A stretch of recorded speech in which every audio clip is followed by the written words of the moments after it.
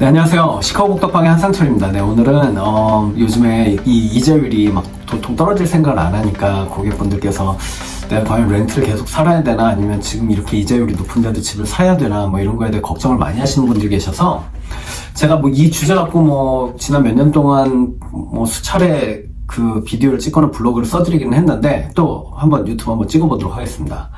내일 뱅크 오브 아메리카의 최근 서베이에 따르면 집을 살려고 마음을 먹고 계신 분들이 렌트를 계속 하시면서 이거에 대한 걱정을 되게 많이 갖고 계신 분들 많아요. 내가 이걸 렌트를 계속 사는 게 이게 맞나, 이런 걱정을 하시는 분들이 70%나 된다고 합니다. 전체 응답자들 중에서.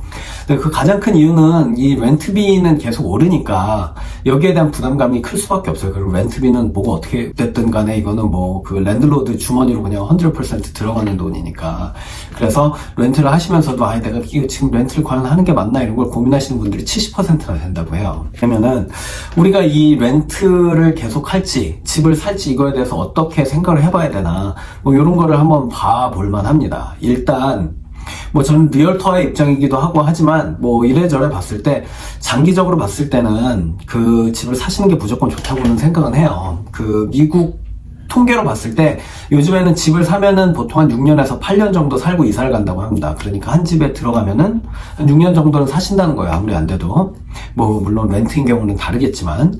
근데 그 6년을 봤을 때는 집값이 거의 100% 오를 수밖에 없거든요. 지금 이 보시는 자료 보시듯이, 그래프 보시듯이 집값은 계속 오르고 있고, 지금 현재 전문가들이 보는 전망도 앞으로 5년 동안은, 뭐 최소한 5년 동안은 계속 오릅니다. 그 이후는 떨어진다 얘기가 아니고, 그 이후는 아직 전망을 내놓지가 않아서 그런데 5년 동안은 계속 올라요. 3%, 4% 이런 식으로. 즉, 그 집을 구입을 하시면 일단 그 모기지의 원금이 갚아지는 부분이 있잖아요. 그 원금이 갚아지는 부분이 이 주택 자산이 될 수가 있는데, 이 자산이 계속 쌓이게 되는 겁니다. 그리고 집값이 올라가는 만큼의 금액도 결국은 이 집을 소유한 사람의 자산이 되는 거예요. 그래서 자산이 계속 커질 수밖에 없는 상황이 되는 겁니다. 그 반면에 모기지 페이먼트는 뭐 거의 매달 똑같이 30년 동안 내는 거잖아요. 그러니까 물가가 계속 인상이 된다고 하면 체감적으로 느끼는 그 모기지의 양은 줄어들 수밖에 없는 거거든요. 그래서 이런 부분을 고려해 보셔야 됩니다. 반면에 렌트비는 계속 오를 수밖에 없어요. 렌트비는 사실 집값이랑 같이 그 집값이 오르면 거기에 맞춰서 코릴레이션십을 갖고서 계속 오르게 돼 있습니다. 그러니까 집값이 올라가면 렌트비도 올라갈 수밖에 없어요. 그런데 이 전문가들이 말씀드린 대로 집값이 계속 올라가게 돼 있으니까 렌트비는 계속 올라갈 수밖에 없어요. 그렇게 되면은 이 체감되는 렌트비는 더 커질 수밖에 없는 겁니다.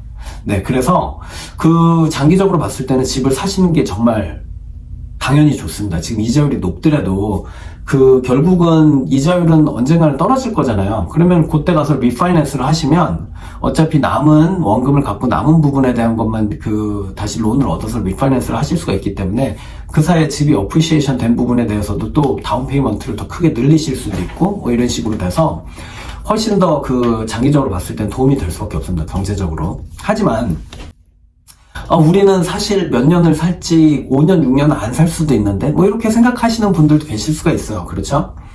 그런 분들은 제가 이거 늘 강조드리지만 구글에서 rent vs buy calculator 이거를 한번 쳐보세요. 그러면은 이게 뭐 Zillow 버전도 있고 뭐 realtor.com 버전도 있고 뭐 아니면 calculator.com 버전도 있고 뭐 그래갖고 여러 가지 버전의 이 계산기가 나옵니다.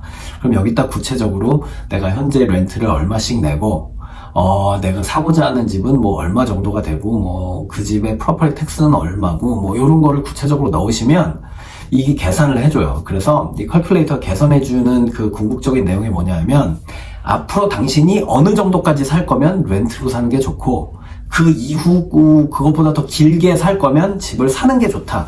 요거를 계산해 주는 겁니다.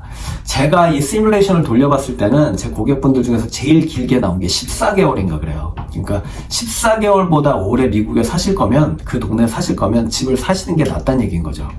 네, 그래서 뭐 하지만 그거는 뭐 케이스마다 다른 거니까 이거는 이 보시는 분들께서 꼭 검색해 보시고 한번 그 시뮬레이션을 돌려보시기를 권해드립니다. 그래서 오늘은 그 지금 높은 이자율이 계속 지속되는 이 상황에서 내가 계속 렌트를 하는 게 나을까 아니면 집을 사는 게 나을까 고민하시는 분들, 다시 말씀드리지만 장기적으로 봤을 때 뭐 5년 6년 뭐 이렇게 사실 거다 봤을 때는 집을 사시는 게 100% 낫고요.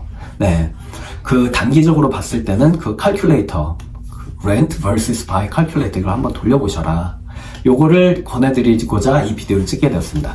네, 오늘 비디오가 도움이 되었거나 뭐 재밌으셨다면 구독, 좋아요, 알림 설정 눌러주시고요. 네, 그러면 또 다음 비디오에서 뵙도록 하겠습니다. 네, 감사합니다.